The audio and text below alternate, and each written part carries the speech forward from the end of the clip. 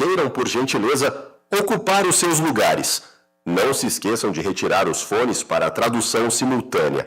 E tenham todos um ótimo evento. Ladies and gentlemen, please take your seats. Don't forget to pick up your headsets for simultaneous translation. We wish you all a wonderful event.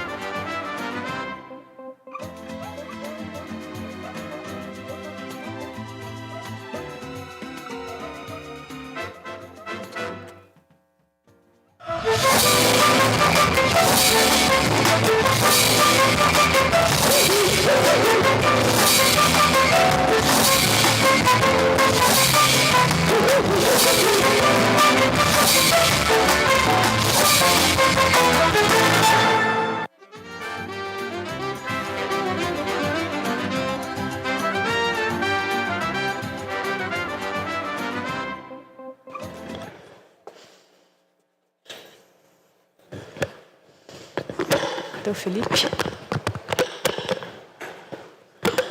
me fala, tá?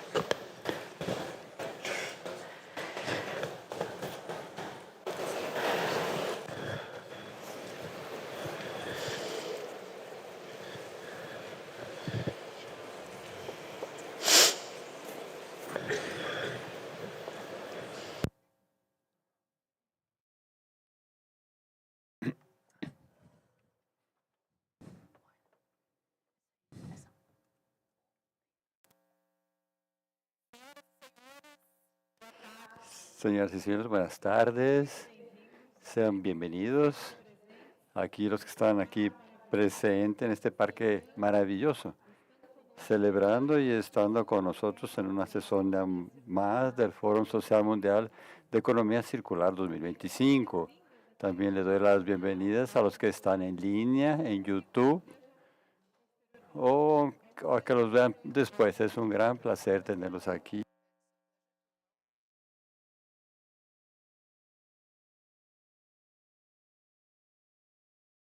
Which is transportation. Transportation, maybe you can be on foot, or using a car or a bicycle, using an airplane or even a ship. Mobility is in our lives every day.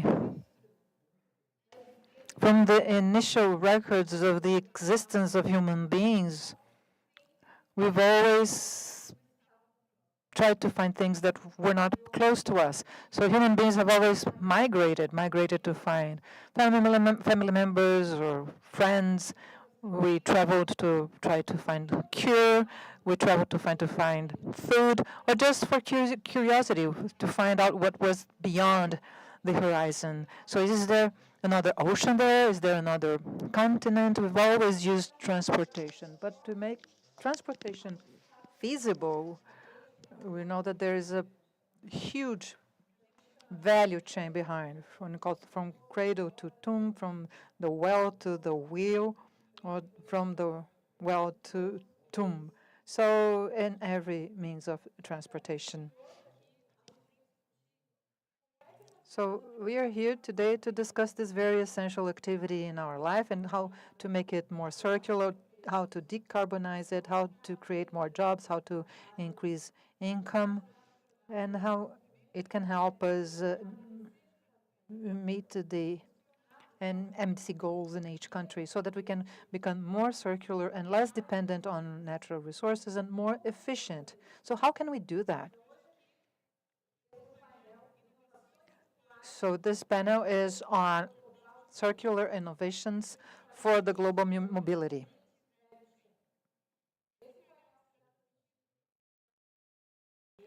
We will be holding this panel in Portuguese. Some speakers will be speaking in Spanish, but there's simultaneous translation available, both here and online. So I'm Priscila Rocha.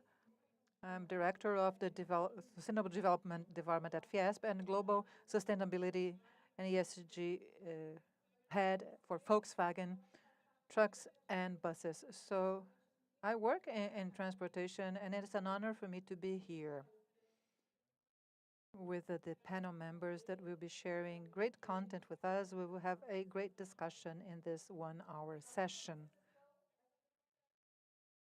We have 3 sessions in this session. First, we have a much awaited for keynote presentation by one of the most respected experts in environmental policies, Isabella Teixeira, who's be talking about key challenges in the transition for a circular, low-carbon future. After that, we're going to have a panel discussion with representatives of industry and government. We are going to be addressing circular innovations for global mobility with the public policy bias, specifically for Latin American countries. And then we have a second panel discussion on concrete cases showing industry collaboration fueling innovation. So we're going to be having Senai representatives speaking about these concrete cases. So now I'd like to invite up to the stage Isabella Teixeira, former Ministry of Environment in Brazil between 2010 and 2016, chief negotiator and head of the Brazilian delegation during the discussion and publication of the Paris Agreement, co-chair of the International Resource Panel of UN. She's a member of the high-level advisory board of IONIDESA and the board of the directors of the BNDES, the National Bank for Social and Economic Development of Brazil. In 2013, she received the award Earth Champions of the Environment Program of the UN for her contribution in decreasing deforestation in the Amazon region. She's also a member of a number of boards and of organizations in Brazil and abroad, and she's a senior fellow of the Arapiau Institute. She's a board member of the FHC Institute and a member of the International Advisory Board of SEBRE. So welcome, Isabella. You have the floor.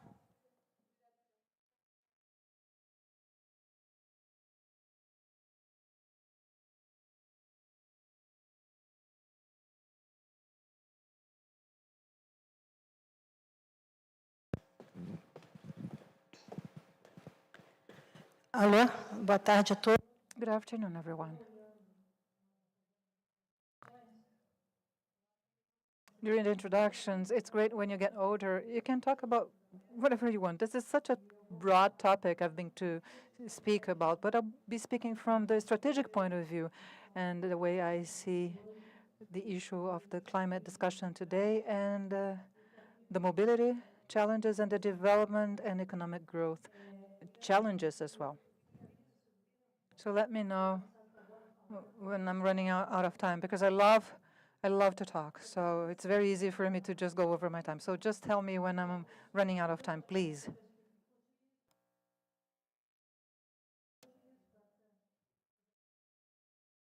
Português my country. Vamos lá. Eu acho que eu gostaria de provocá-los e depois os especialistas vão falar. So I start with the provocation. Afterwards, our experts are going to be talking about details of mobility and transportation. But COP30 is going to be held in Brazil, and this is such an important discussion because we need climate actions that are adopted despite of the geopolitical and economic and technological changes in the world today.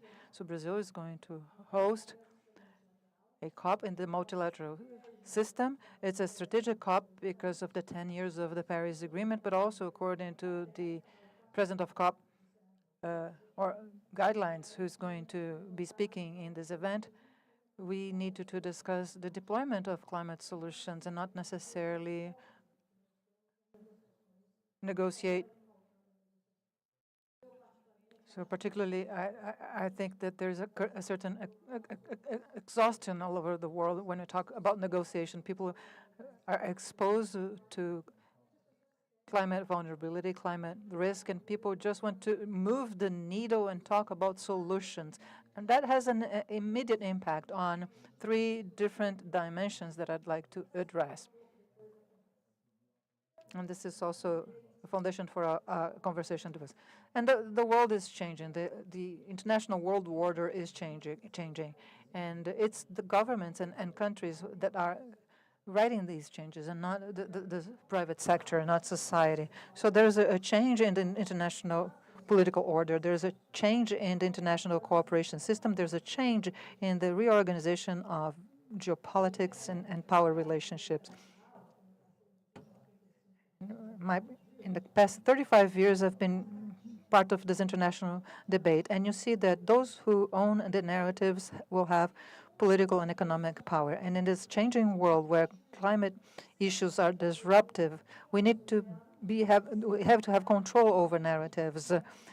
Also because the impacts of the changes are asymmetrical in the world. Otherwise, we are exposed to a risk, and you're not able to measure, you're not able to understand. But today it's translated or visibly translated into the so-called extreme climate events, from droughts to floods, which have a great impact on, for instance, the electricity power supply. So every time it rains a lot here in the city of São Paulo, people who live in São Paulo experience power outages very frequently. And then everyone blames the power distribution company, and people say, well, this rain was not forecast, but nobody's discussing that the different power agreements established between the private sector and the government, these are old contracts, and they don't include the assessment of climate risk when they look into operation costs. This is not reflected in rates, and therefore, how can you discuss climate safety in a way that citizens will be impacted? So this is just a small example. Things have changed, but we haven't changed it as we should. I'm talking about Brazil, but that will also goes to a number of places in the world. We have to look at the cost of climate events, for instance, in power rates. When and we've seen two strategic decisions that have been taken. First, electrification of cars, and second, the decarbonization of production of supply chains all over the world. All of that is natural resource intensive. All of that is electricity intensive. All of that is technology intensive. So the reorganization of the world, which is the same first point there, this reorganization of the world order, this geopolitical discussion of a multipolar world that can be very fragmented in some bilateral, trilateral competition. So this reorganization also includes those who own the solutions and natural resources, those who own natural resources. And there's all the agenda today of critical and strategic minerals, for instance, those who own technological solutions that can be shared. So all of the solar or wind energy technology, those who own those technologies, biofuels, SAFs. So the countries that own these technologies will influence the new models, and we'll discuss development, taking into account the climate risk as a variable. And of course, the other side of the discussion is that the world that needs to change, because all of the energy security in the world is consolidated in the fossil fuel model, where 82% of the energy in the world comes from fossil fuel. And this is after 35 years of climate discussion. So it was 86, now it's 82%. And there have been growing investment. 2024 shows us very clearly the growth in investment. We've never invested as much in renewable sources, but also in oil, because we are experience energy addition and not necessarily energy transition. We are not replacing energy sources, we are adding energy sources, because there's been a growth in energy demand in the world. And this demand not only because of growth in population or because of innovation and technology change or because of electrification, because of global warming. If you look at the increase of consumption of energy last year, 90% was driven by the problem of heat in the world, so people using more AC, but also because there are places that are too cold, and so they need more energy, also strategic minerals, and there are solutions for us to decrease the temperature or to increase the temperatures in places that are too cold. So solutions are connected.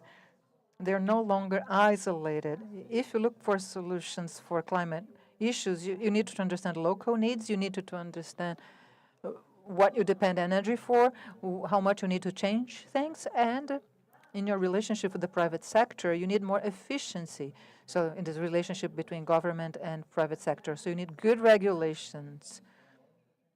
You need to understand this transition from going to one point to the other. There's no low-hanging fruit. If people who talk about low-hanging fruits are not aware of what's going in real life, because there's no low-hanging fruit, because it costs for you to produce the cost and for you to get the hanging fruit.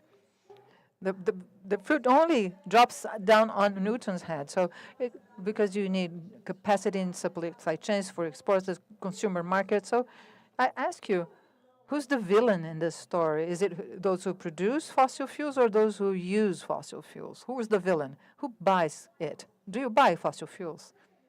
Have you ever tried to get... Here in Brazil, we 90% is hydropower, but try to switch the light on at home without fossil fuels. Just try it. See if you can.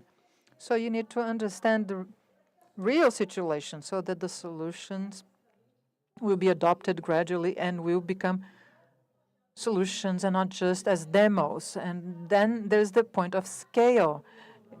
For you to have impact on the global and national economy, and you see what alternatives you have for the short run, the mid-run, and the role of international cooperation and the world of business and the so-called trade and production chains, international trade, and the tariff rules that we see today having an impact, and that's what we see and the news every day. So talking about climate as something that everybody needs to buy into, well, this is a new reality that's upon us, and it will take a while for the world, well, now, even now, 35 years later.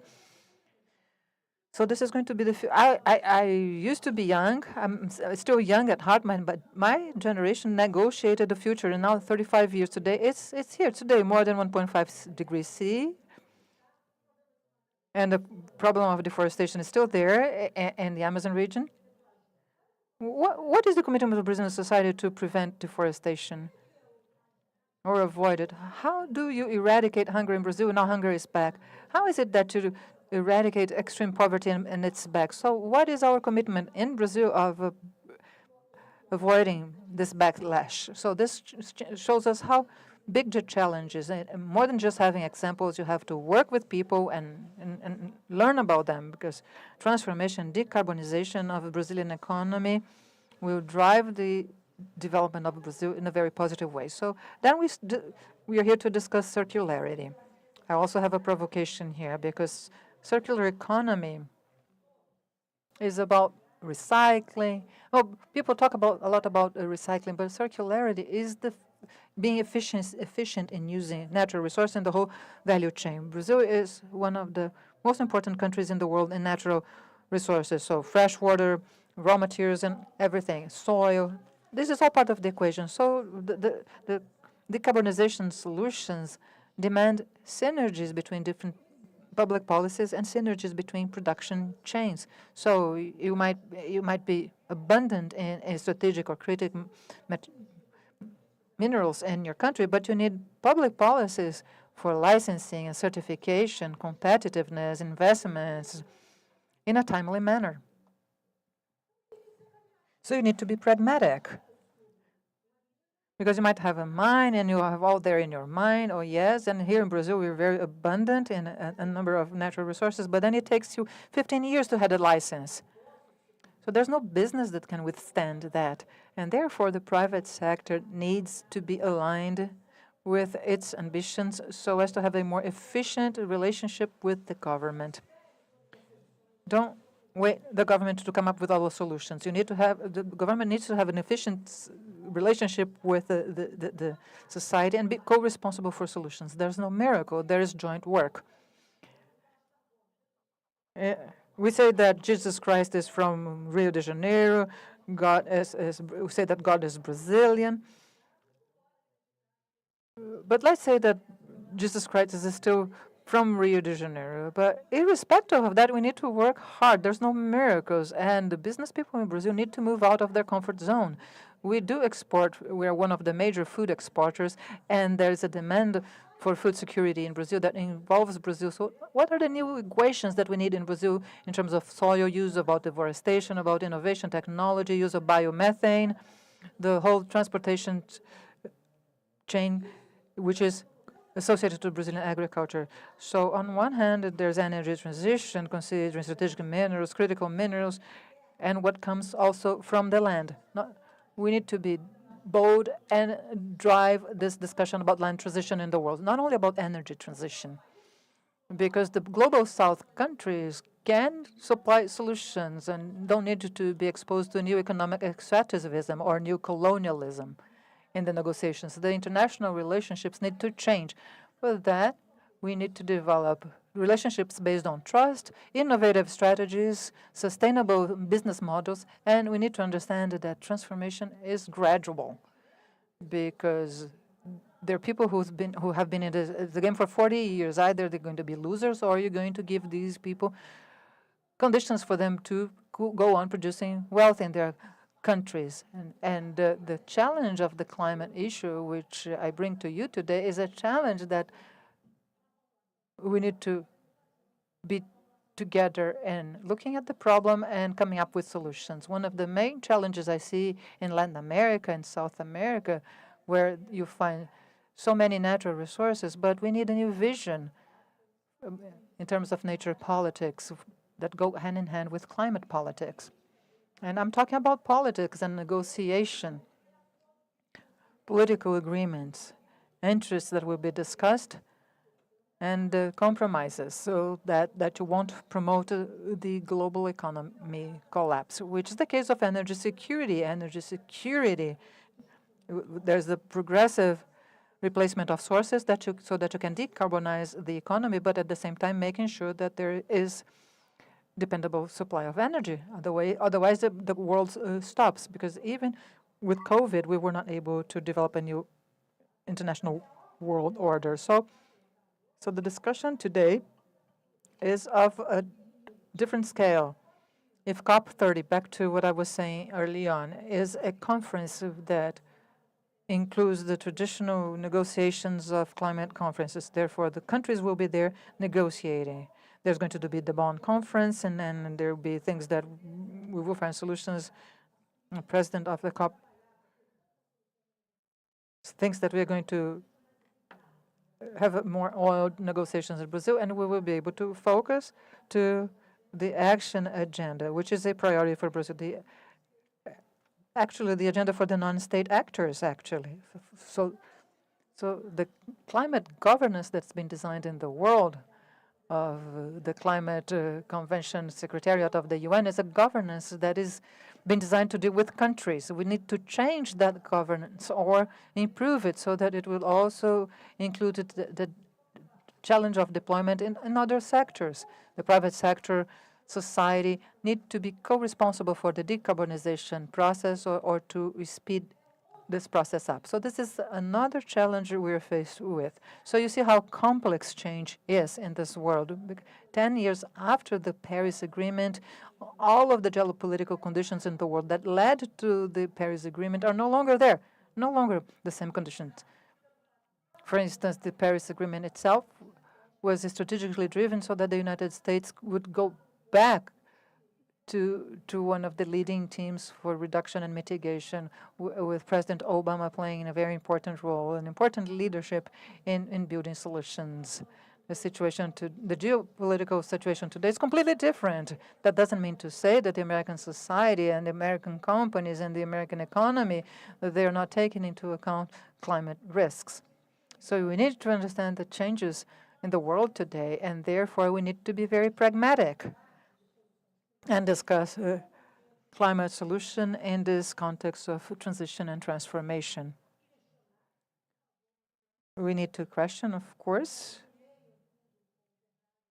Don't believe everything you read. You need to understand that in the world today, the truth is not longer so important in this digital world, but the convictions of countries that that's the right path ahead, that transformations take time, but they are required. Well, these convictions are still there in society.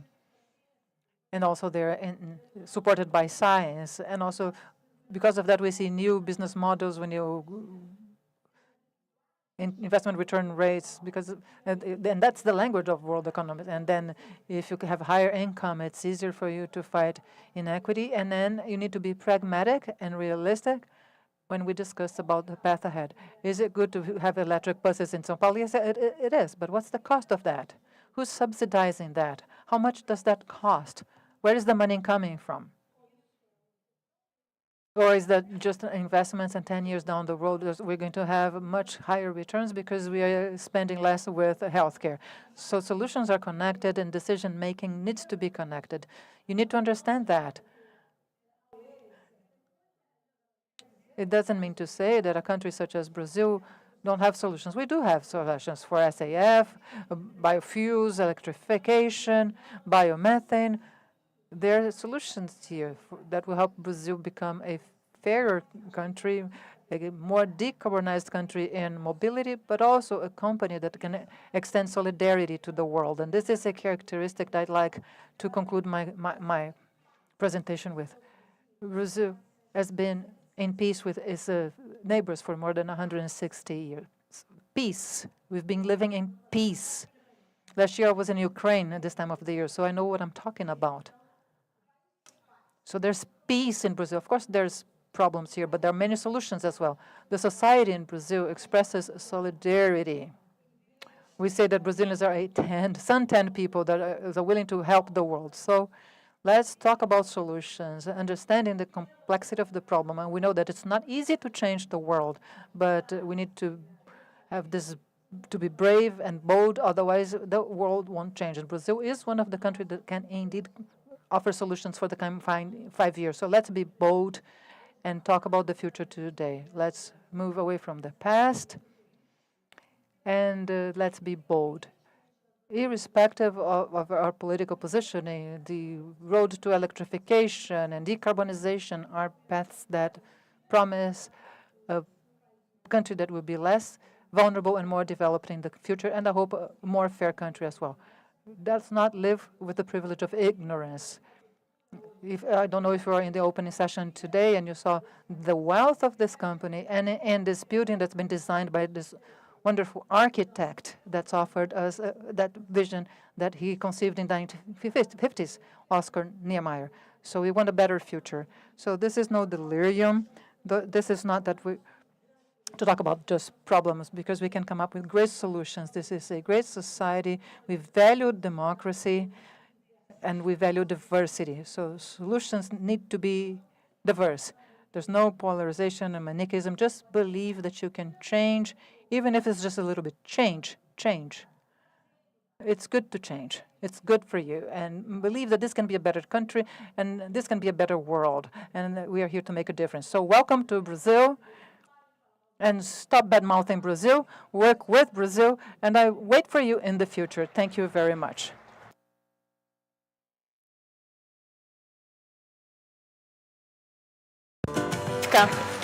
Opa, obrigada. Agora você volta pro...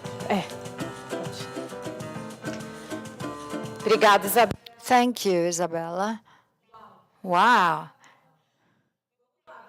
Okay. The next panel will have to show how we can provide solutions, knowledge, expertise, public policies. We have a lot to show and we have a lot to do. Now let's begin the next panel, which is called Circular Innovations for the Global Mobility. I'd like to ask my guests to come up to the stage. Tarcísio Soares, International and Strategy Manager for Airbus. Camilo Adas, Director of Energy Transition at BE8 Energy. Caio, Vice President of Investment and Business Development. Carlos Cordeiro, Director at the Secretaría de Planificación Sectorial de Ambiente y Energía del Ministerio de Ambiente y Energía de Costa Rica, Director of Sectorial Planning in the Energy Ministry of Costa Rica, and Victoria Flores, Minister of Environment and Circular Economy of the Government of Province of Córdoba in Argentina.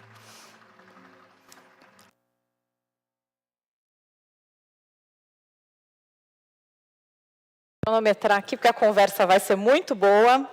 E se eu não cumprir... I think we're going to have a very good panel. Let's begin with Caio. Caio, I'll address the first question to you.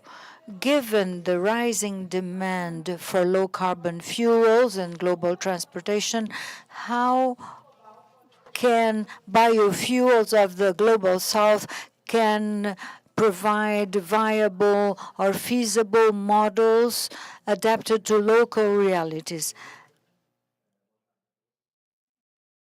Thank you very much for the invitation to take part in this event. At Atmos, we see that there are 3 major levers for the Global South to speed up energy transition, especially by the means of biofuels.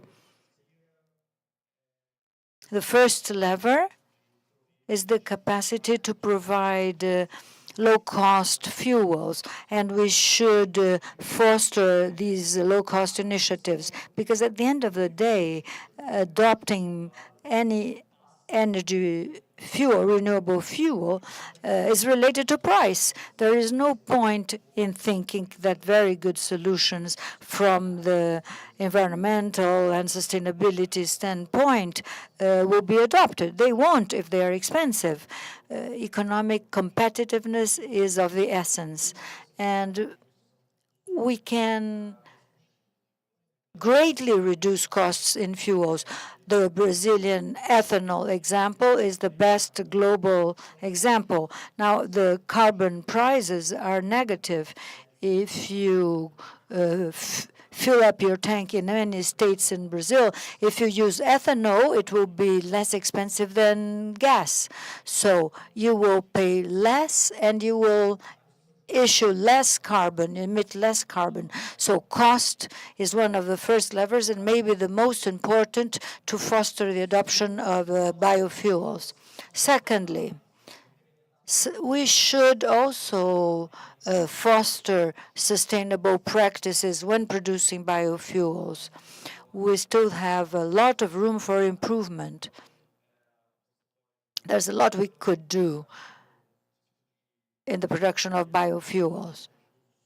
You could improve the use of land, and you could improve, the life cycle of biofuels, land use, etc. There is still a lot of opportunities to reduce carbon emissions, and at ATVOS, we believe that we can reduce our emissions by 50% in the next decade, making our fuels that have 70% less carbon than its fossil counterparts get to 90-95% of carbon emission reductions.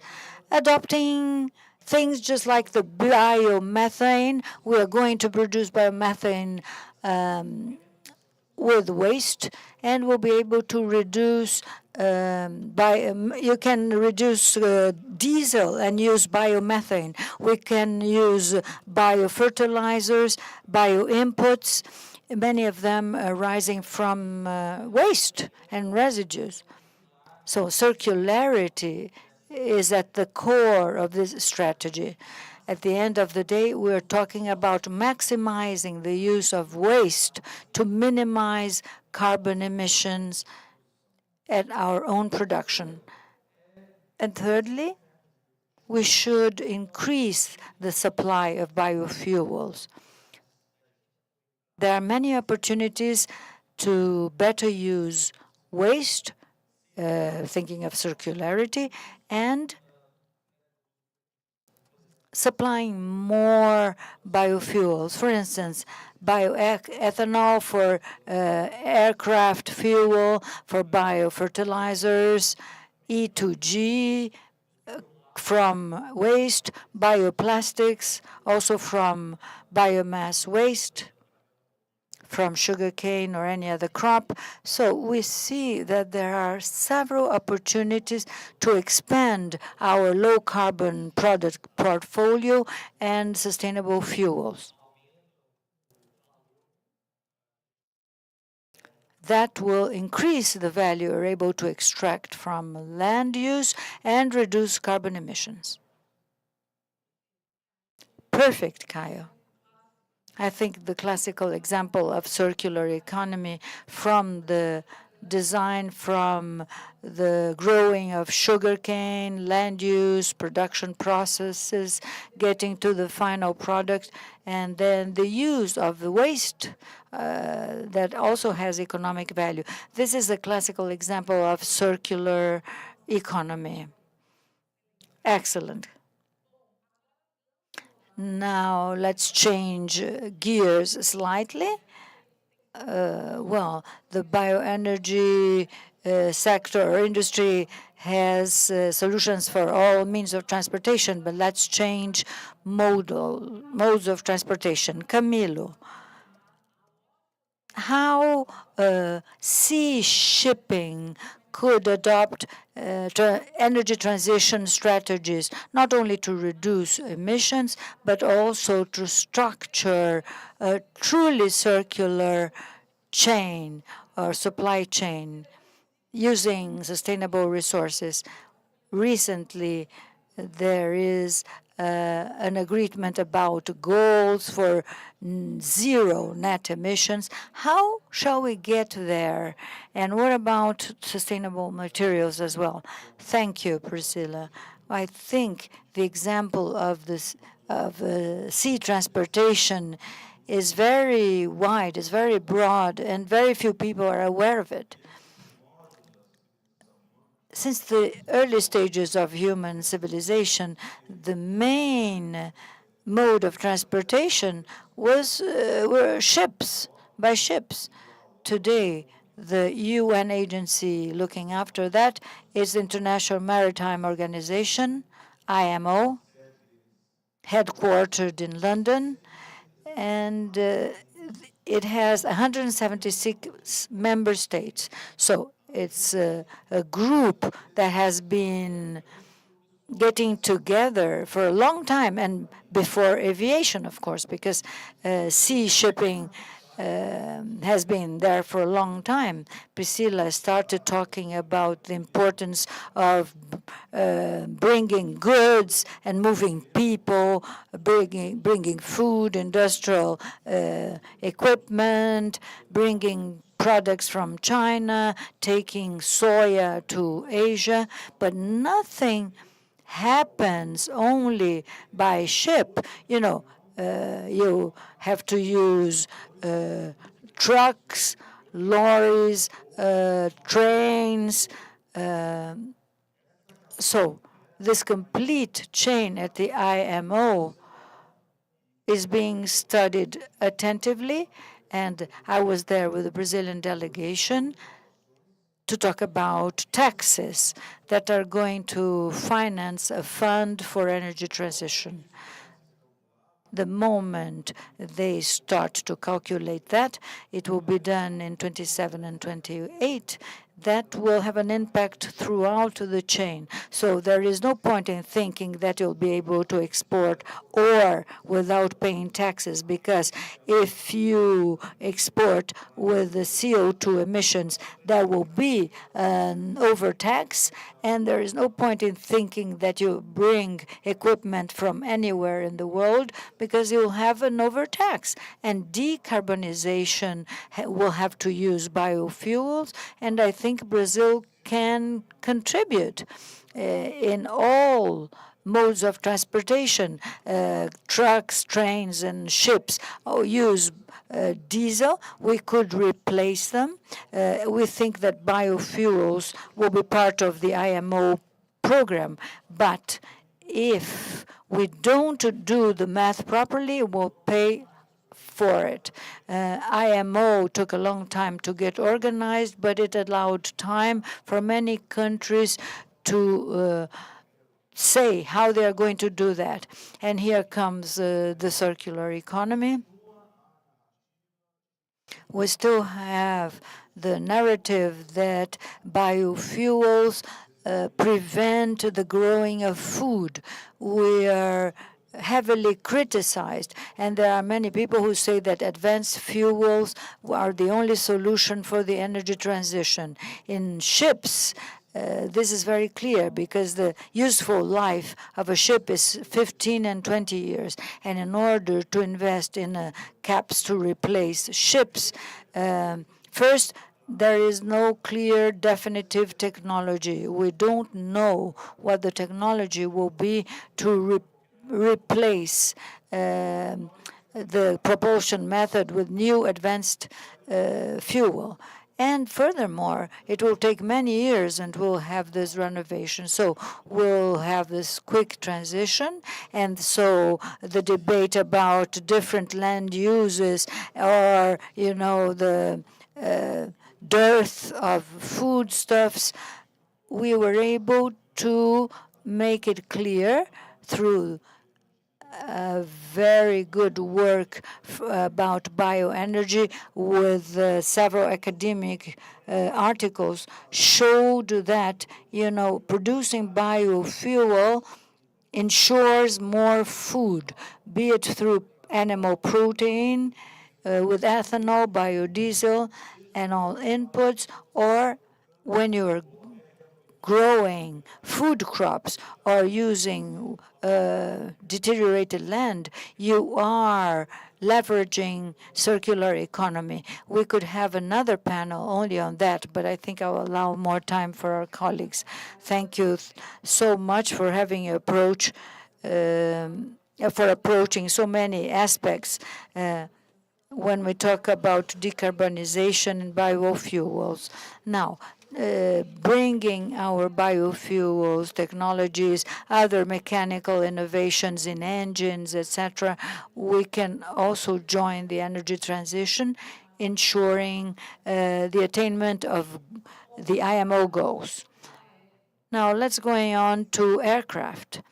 Tarcísio Soares, how does the air industry is incorporating circular economy principles in air fleet operations, and what's the role you see for biofuels and the speeding up of decarbonization? Thank you very much for your invitation, and thank you for being able to say what the aircraft industry has been doing in order to decarbonize the industry. When we talk about decarbonization in the aircraft industry, we're talking about two things. First, there is no one single way to decarbonize the aircraft industry. There is no such thing as a magic bullet. So the industry has been working in several different fronts, for instance, improving technology. For instance, aircraft today, when compared to aircraft produced in the 70s, they are much more efficient because they can transport the same amount of people, the same number of people, using 25% of the fuel, of the required fuel. We have been investing in materials in order to make aircraft lighter and more efficient. And in the last few years, given the Paris Agreement and so on, sustainability has been worked on in aircraft industry as well. We want to reduce the use of fossil fuels to replace them with sustainable fuels, enhance the partnership with our friends here. So for the aircraft industry, for the aerospace industry, SAF is a very important thing because it reduces emissions by 80% when compared to fossil fuels. It doesn't require any changes in the aircraft, and this reduces investment in the production of planes. That's why SAF is one of the main factors to decarbonize the sector or the industry. It's important to know that even though it's very important, there are other industrial development factors. For instance, however, well, today it's still more expensive, it's further away. Unfortunately, there are some political hindrances to develop the industry, but it's started to being worked on. Brazil has this first act allowing for the manufacturing of SAF, and we as aircraft manufacturers are precisely in the middle, for customers who are going to use SAF. It's very important to talk to them and to complete this jigsaw puzzle. It's a very tricky puzzle, but it's feasible. We at Airbus, even though we are not the largest consumers of sustainable fuels, we have increased the use of SAF in our operations. In 2023, 13 million liters, 2024, 15 million liters. We want to get to 18% of our operations using SAF by 2030. Even though we are not the largest SAF consumers, we are responsible for developing SAF aircraft fuel in Brazil and Latin America. I'd like to mention two things you said that are very important. First, there is no single solution. There is no such thing as the magic bullet. There is no low-hanging fruit. And when you said that today a plane transports many more people than before, we're talking about a large number of people per flown kilometer on the same plane. When we transform that in carbon efficiency, it's getting much better. But sometimes we look at the consumer who goes onto a plane with very little leg room. They start complaining, well, I'd rather have more space, etc. So that should be included in our thinking about circular economy. Are we ready to settle for less comfort? For instance, when I ask the audience who would buy a remanufactured engine car, who would use a reprocessed engine in a car? So solution comprises all the actors in the chain and a marked change in mindset, as you mentioned. Now, going on to public policies, I'd like to address a question to Victoria. Victoria, our Latin America has invaluable resources for the energy transition, innovation,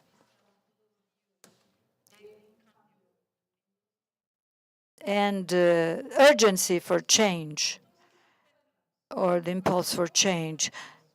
Okay, but which are the challenges to promote more circular solutions, more decarbonized mobility solutions? Are current public policies appropriate to speed up those solutions? Thank you very much. Thank you for the invitation. I'm going to try and answer Isabella's question that may put us all on our toes. And I think that other panel members have started giving an answer. What is Latin America lacking? We have to change our culture. We're talking about a consumption and production model that have a given matrix, and we see the impact that they had on the environment. So today, I think we are asking ourselves how the governments can change the consumption models, taking into account environmental resources. Latin America is the widest reservoir on the planet as to natural resources, but they are finite, so we have to see how we are going to use them. And that's where the rub is.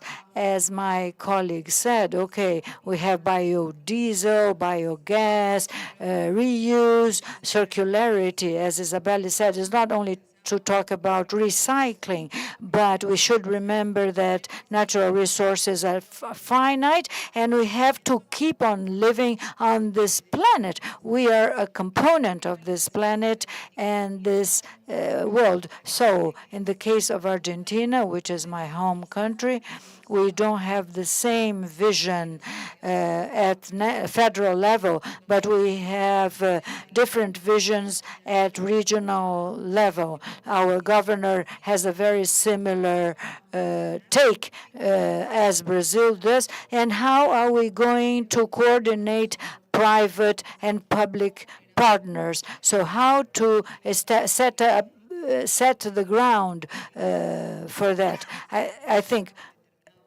well, Argentina has goals for biofuels. Cordoba, for instance, is almost 5 percentage points above the cutoff point. So we are better in the production and consumption of biofuels, and we are advocating a change in the federal legislation. So we are working with a model that will allow us what production model we have. Cordoba is located in the middle of Argentina, is a production area. We produce fossil fuels, we have agriculture, and we have to assess the effect of greenhouse gases, and we have to think how public policies has to ensure the appropriate environment to change the matrix. We have monitoring the private sector, but we want to potentiate private investment because that's the only one that generates jobs, etc., and has an impact on mobility. And we have to think about the chain, thinking of the chain of the production chain. We have to take into account social aspects as well, inclusion, etc. We have been working on that, and I believe that Latin America is treading the good path, as we heard in different panels of this forum. I think we're headed in the right direction. A personal opinion is that we might have to coordinate local strategies. Each one looks how they are making progress.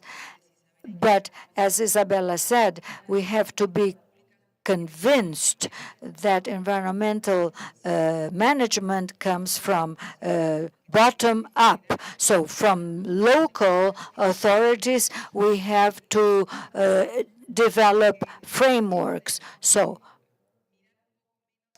we have to look less at philanthropy, and we have to think of the productive models using natural resources rationally. Otherwise, it will be impossible. If there are no promotion policies to use biofuels, what are we going to do? Because, of course, we have to change engines and so on. But we have to think of circular processes, and when we think about them, there are costs involved. When we talk to the private sector, we have to take all this into account. We cannot be romantic. We have to be very pragmatic in public policies, because the private sector expects the public sector to establish foreseeable rules. We have to have predictable rules. I think that we are treading the best, we are heading in the best direction. In Argentina, that doesn't happen at federal level, but at regional levels, we're trying to make our voices heard when we think about funding that depend on the federal government. And we don't have this finance. The sub-regional states are harmed. In Cordoba, we're working actively in order to make sub-regional governments heard, because we can only build things bottom up. And these policies will impact directly on people's quality of lives and job generation. Oh, that was it was very good to hear it. I wholeheartedly agree with you, and I think the public agreed with you as well. because we have to have comprehensive public policies with the participation of different actors, and we have to have the involvement of the private sector. That will produce good results. There is no such thing as a free lunch. Energy transition has a price tag, but if we don't do this transition, we'll have drought, floods, fires, dearth, lack of raw material, and no consumer markets. So all this should be touched upon, and nothing better than co-involvement of different parties. Thank you, Minister. Now, last question of this round to Carlos. Carlos, electrification and biofuels are presented as solutions. Tarcísio has recently mentioned the magic bullet. I have always worked in the transport industry, and we always wonder what's the most efficient. But in order to have an inclusive circular economy, all the actors have essential roles depending on regional realities. And taking that into account, how can we overcome this manichaeism and develop mobility strategies? Thank you, Priscila. I like this question very much because I have been involved in debates amongst experts that debate about electrification or biofuels. Experts working on electrification will advocate for electrification, and biofuel people find it difficult to explain why that competes with electrification. From my standpoint, this competition comes from reducing carbon emissions. Of course, the world has to reduce those emissions, but a simplified vision says that we should reduce emissions might hinder support to biofuels. And depending on the geographical and economic context and territorial and regional asymmetries, one or other options, or either one or the other, will be better from the cost-benefit standpoint. That said, these are not competitors. They complement each other. I've been in several international cooperation meetings, and there are many countries in the global north thinking about electrifying everything, and we, as countries of the global south, have to understand it very clear what that means, what electrification means, for instance, in transportation. In order to have a sustainable mobility, first we have to go through other steps. We have to make sure it's affordable, it's safe, etc. So electrification has different connotations for us. We have other things to solve before that, and that's why we have to have a common look or a common take at the global south. We wouldn't cover the whole territory in countries of the global south. I come from a very small country, Costa Rica. Well, Brazil, when compared to my country, looks like a continent. We have 5 million people there. So it's just like one neighborhood in the city of São Paulo still. It's very complicated for us to electrify everything. We've made great progress in the electrification infrastructure for mobility, so recharging stations all over the country. And still, even if it's a small country, it's complicated for you to have recharging stations throughout your territory. So biofuels outside of big cities can be a great solution that will decrease in investments in fast recharge stations in remote places or places with fewer vehicles, and then you focus your electrification efforts in cities, and then outside cities you would focus on biofuels. And in a country such as Brazil, I think that would be even more helpful. And also support sustainable social productive chains. In our countries have great potential. We spoke about the wealth of natural resources in our region, and there's still much more we can make use of. So we can reduce emissions and also promote prosperity and wealth distribution.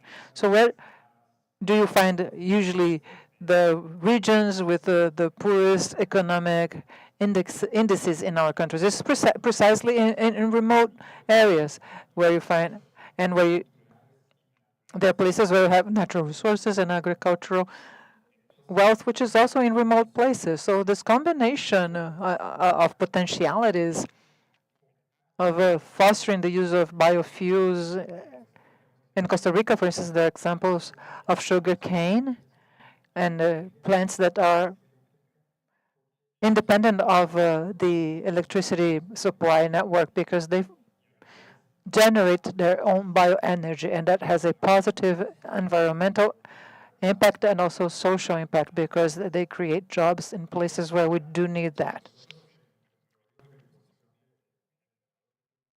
So as a policy designer, I think it's important to assess, to do this environmental strategic, the strategic environmental assets, not just environmental assets of impacts that were already there. We are experts in doing environmental assets after the impact is there, but I think we should have a strategic assessment of strengths, opportunities, and weaknesses and opportunities in different regions, different territories, understanding the potentiality of different places, and then you foster business in that regard. So you can foster the use of biofuels or bioenergy according to the needs and opportunities in different regions. So you can have a different approach depending when you are. Also, in small countries, even in small countries can be very diverse in Latin America. So doing that analysis, which takes a bit more time, and then introduce that into public policies and translate that into incentives that can be specific per region. You can try to foster electrification of biofuels, and then you can decrease emissions, and at the same time you can have social solutions for areas that do need that in our region. Excellent, Carlos. Thank you. It is very clear how important it is for us to do good diagnosis before you design public policy. So a strategic environmental assessment showing you what can be optimizing depending where you are in the country. So what are the natural assets that you have access to, the costs, and in the long run, what the impacts would be. And then you design public policies that will, in fact, not only be something on paper. Thank you very much. I'd like to thank all of the panel members. We do need to move on to the next panel, but thank you so much once again. So you can please go back to your seats, and let's thank our panel members.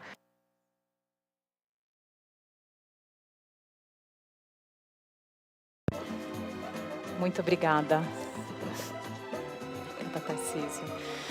Bom, então agora vamos ouvir dois casos concretos que mostram como a colaboração entre indústria. Now we're going to have two concrete cases showing collaboration between industry and research center in fostering circular innovations on mobility. So I'd like to invite up to the stage Jean Carlos Bassani and Daniel da Silva Mota. So welcome, Jean Carlos and Daniel. Jean Carlos Bassani is Innovation Research and Development Analyst at Senai, Paraná, and Daniel is a Technology and Innovation Manager at Senai, São Paulo. Welcome.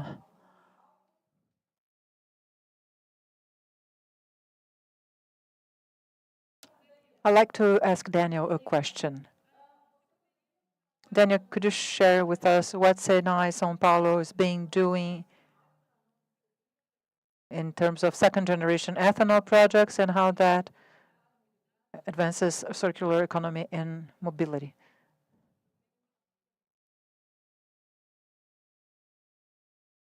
Good afternoon, and thank you, Priscilla, for your question. And good afternoon, everyone. Before I answer your question, I think it's interesting to mention that in the last panel, they were talking about industry challenges, and Caio, Camilo, and Tarciso, they raised important points. And they're all about technology development. So for many of the solutions, we need to develop technology. And this is precisely the role that science and technology organizations play here in Brazil, working together with businesses so that we can overcome technological challenges. Now, specifically about second-generation ethanol, Senai São Paulo works in partnership with Raízen, Shell, and ANP in projects to develop actually two big initiatives. The first, and they're connected, the two initiatives are connected, and together they amount to more than $21 million of investment. The first initiative is to build a bioenergy center in the city of Piracicaba in the state of São Paulo.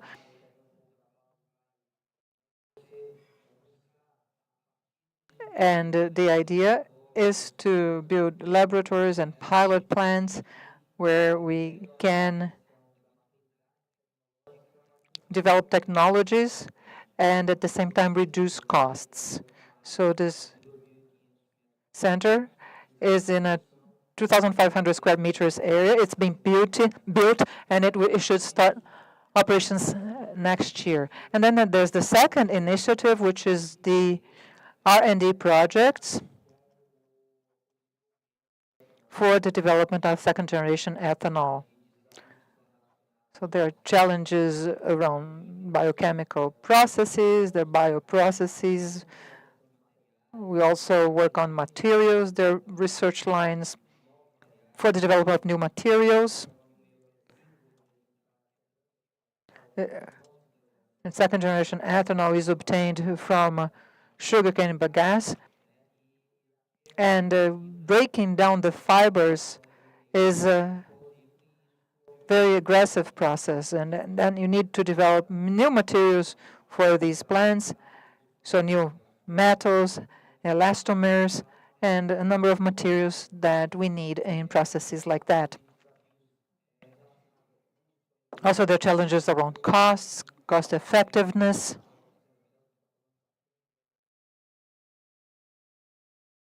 Also, it's important that costs are affordable and competitive. So this is what we've been doing in these projects. And on to your second question, this is all connected to the principles of circular economy. For instance, I said that we work on sugarcane bagasse. So the second generation ethanol would enable us to increase production by 50% on the same crop area. So you increase ethanol production by 50% on the same crop area. So this is a very important element. You'd be using what today is considered to be waste, and you use it in the process. So if you compare to first generation ethanol, you have a 30% decrease in carbon footprint, and when compared to gasoline, it's an 80% decrease in carbon footprint. So these two initiatives go hand in hand. The Bioenergy Center will run the research projects that are designed in partnership with Shell and Raízen.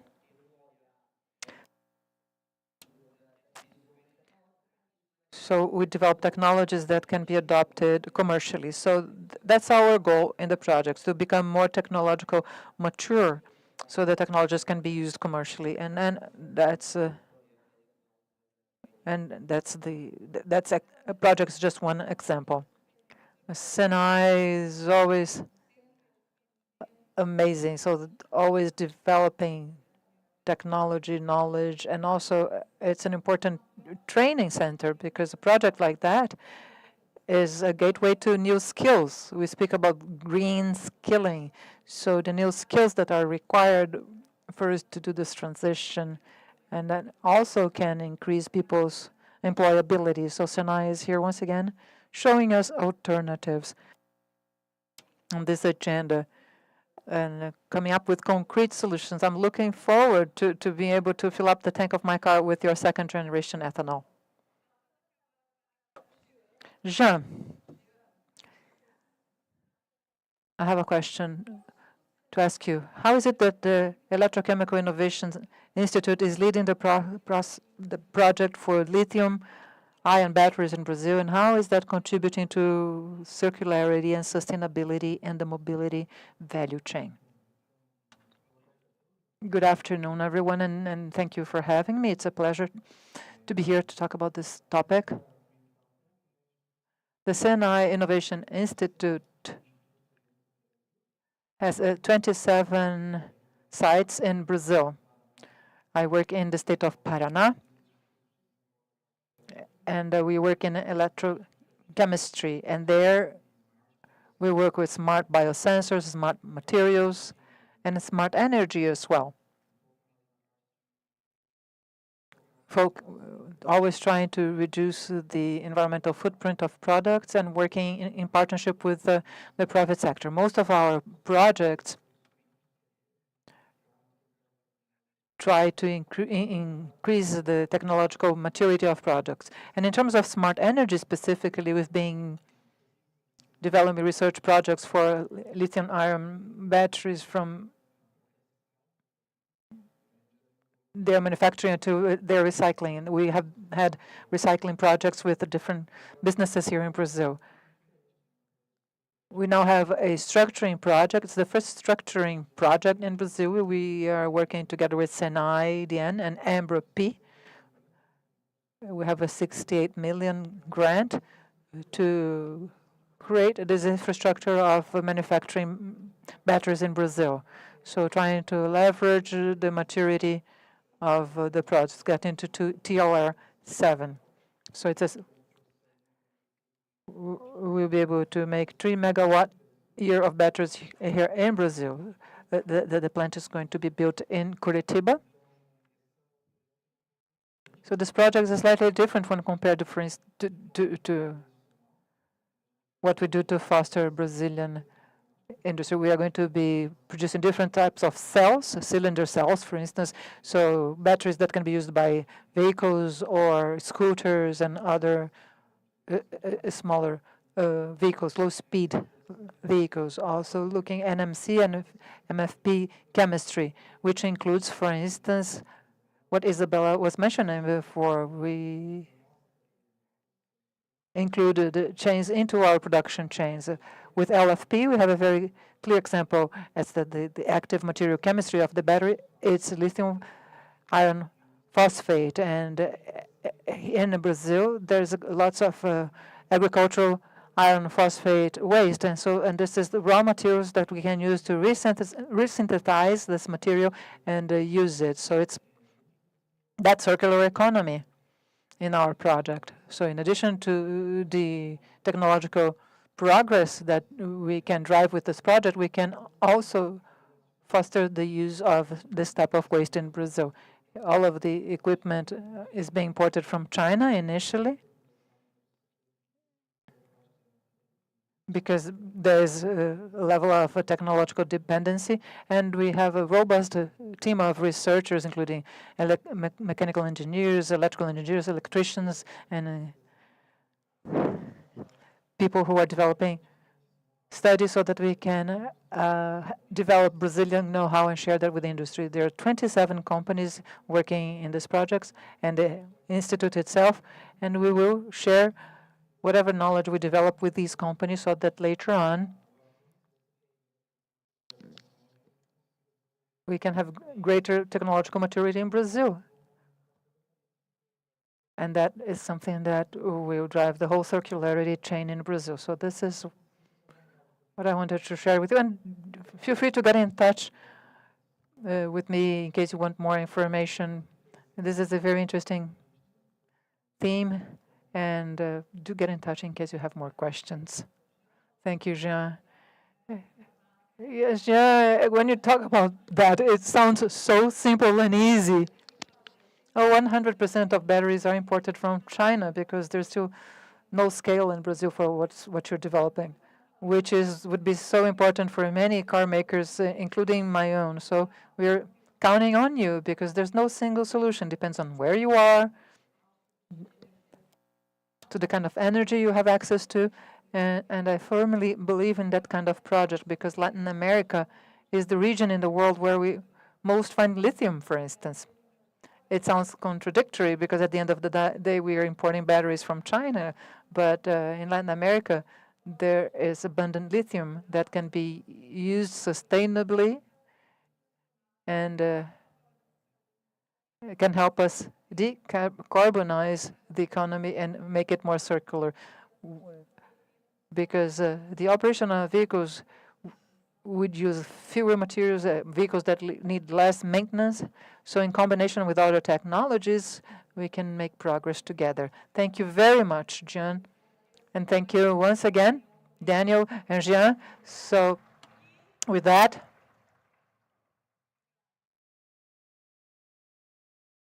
I'd like to wrap up this panel. I'd like once again thank our panel members and speakers. Our speaker, Isabella Teixeira, who set the tone for this session. And my take-home message for you is focus on solutions. Solutions at home, at work, at universities, and government, and civil society organizations. Together, let's focus on solutions, and that will help us speed up the transition onto a circular and decarbonized world. Thank you so much.